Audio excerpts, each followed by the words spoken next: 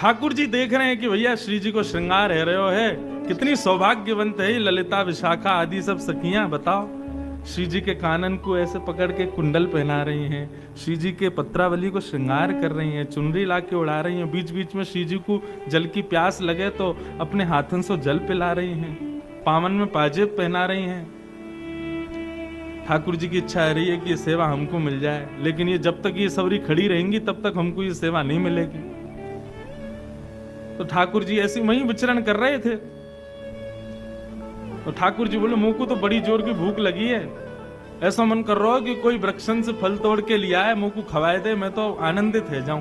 तो सहचरियां भले ही ठाकुर जी से उठी उठी रहती हैं, थोड़ी न तेज आवाज में ही रहे, लेकिन वो एक पंक्ति है, हम श्री राधे जू के बल अभिमानी, टेढ़े रहत मोहन रसियासों, बोलत अटपटी वाणी। किशोरी जी के बल का अभिमान है सब सहचरियों को, ठाकुर जी से सीधे मुंह बात ना करें, लेकिन अगर ठाकुर जी को कोई श्रम हो रहा है तो सब सहचरियां उनकी भी सेवा करती हैं। ठाकुर जी बोले मुझे तो मन कर रहा है कि बहुत जोर की भूख लगी है, कोई फल तोड़ के लिया है। इतने में एक सखी बोली, श्यामाजू ठाकुर जी को भूख लगी है, ये बाकी सब सखी लगी, मैंने फल तोड़ लाऊं? हाँ जाओ। लालजू अभी रुको, हम अभी आपके लिए फल लाएं। एक गई। ठाकुर जी बोले और बच्ची हैं, इनको कैसे भगाऊं? अरे मुंह को तो प्यास भी लगी है, कोई जल लिया तो, यमुना जल से आजकल प्यास ना बुझे भैया, कोई बढ़िया मटका में भर के और कुआ से निकाल के लेके आवे तो आनंद आ जाए। तो एक सखी बोले अरे जय को प्यास लगी है, मैं जाऊं? दूसरी सखी भाग गई। लेकिन चतुर दो सखियां हैं, ललिता और विशाखा, ये सब समझ जाएं ठाकुर जी के मन की बातन में। आहा, इतना सुंदर श्री भगवत रसिक जी का पद है। लाल एती चतुराई कहां पाई, ये लाला इतना चतुराई तुम में कहां से आई है? अब तो दो ही सखी रह गई, बाकी सब सखी तो ठाकुर जी ने भेज दी। कोई से कह दिया तेरो कसम चिल्ला रहा है, जल्दी जावा को भूख लगी है, जाके भोजन बना। बोली लाडली जू मैं अभी आऊं भोजन पवा के, एक वैसे चली गई, सबको भगा दी और दो ही रह गई। तब विशाखा ने देखा कि भाई ये समझ रहे हैं हम कहा इनके मन में चल रहे हो है, तब वो गा रही हैं। अब देखो ठाकुर जी के हृदय का भाव यहां प्रकट कर रही हैं। लाले ते चतुराई कहां पाई। लाल जी चतुर तो बहुत हो आप। बोले क्यों? बोले सब एक एक करके सगी भगा दें आपने, आपके मन में कहा चल रहा है हमें सब पता है। बोले कहा?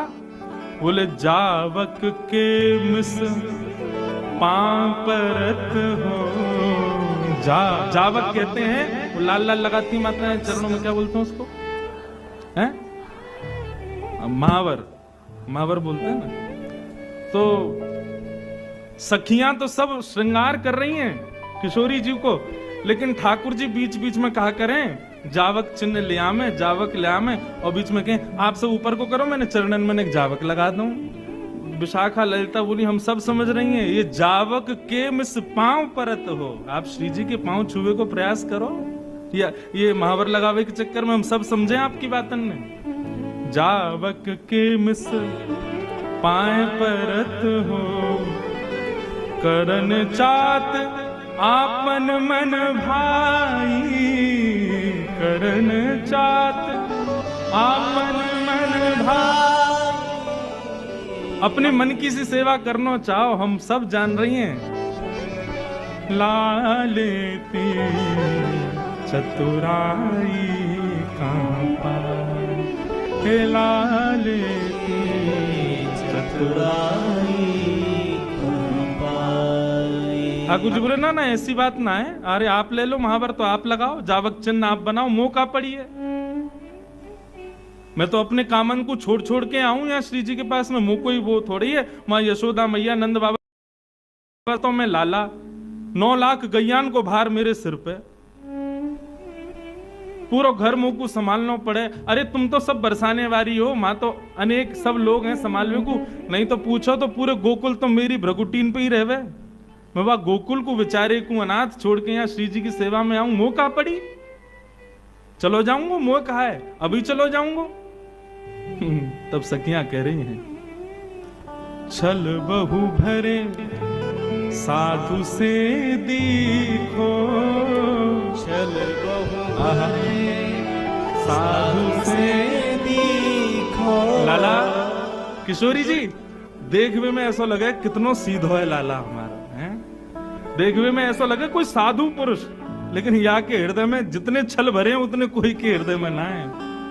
छल बहु भरे साधु से दीखो, छल बहु भरे साधु से दीखो। यही कि मिस आपने कहा कियो, सखियन बतावत सेवकाई लालन, सखी बतावत सेवकाई। और यही छल के कारण आपने सबरी सखी यहाँ से भेज दी, मुझको फल लेके आओ, मुझको जल लेके आओ, तेरो खसम चिल्ला रहा हो, तेरो बालक रो रहा है, सब भेज देंगे आते। ठाकुर जी बोले पोल पट्टी खुल ही गई है, सब इन्हें पता चली गया कि हम श्री जी के संग एकांत में उनको श्रृंगार करवे को भाव रख रहे हैं। वो लाला यहाँ पे अब गुमान करवे तो काम नहीं चले, वो झुक जा। विशाखा अब तो तू समझ ही गई है मन की बात, तो फिर पूर्ण कर ही दे, हमारे काम को पूर्ण करवा ही दे, श्री जी को श्रृंगार को अधिकार हमें ही दे दे। भगवत पाई परो ललिता के, भगवत पाई परो ललिता के।